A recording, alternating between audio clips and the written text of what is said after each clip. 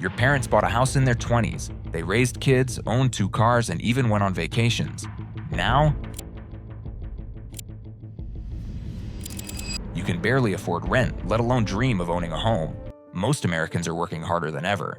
Yet most feel poorer, more exhausted, and more uncertain about their future. That's not a coincidence. That's capitalism unraveling. Let's rewind. Back in the 1950s, the average American family could survive, even thrive, on just one income. A single paycheck covered a mortgage, healthcare, a car, and even a vacation. College tuition, affordable. Jobs, stable. Retirement, that was something to look forward to. But today, 2 full-time incomes barely cover rent, let alone childcare or medical bills. Wages, stagnant, productivity, sky high. So where did the money go?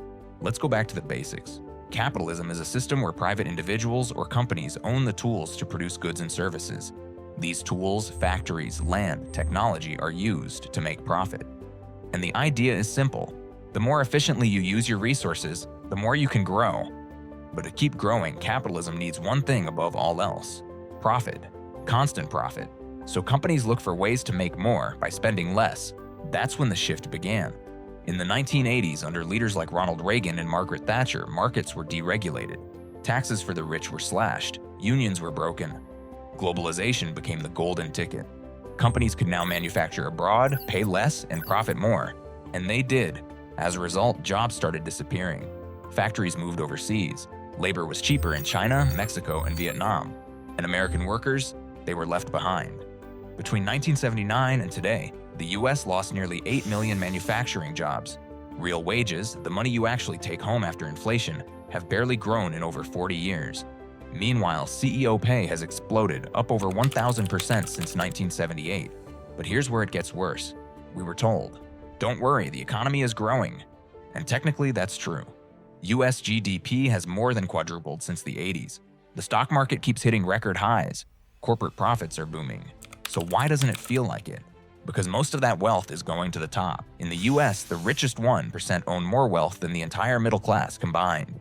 Since 1989, the wealth of the bottom half of Americans has barely moved, but the top 0.1%, their wealth has increased more than 6-fold. And now, even basic survival is expensive. Housing costs are up, healthcare costs are up. Student debt, over $1.7 trillion in the US alone. Food prices, breaking records every year. Therefore, we live in the illusion of choice. You can rent everything, your home, even your car.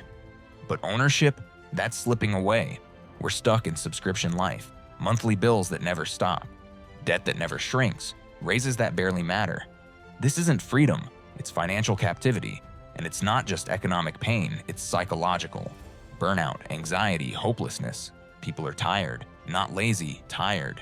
They followed the rules and still feel like they're losing. We're told capitalism rewards hard work, but some of the hardest working people in the world are stuck in poverty. Meanwhile, billionaires earn more in their sleep than most families make in a year. How?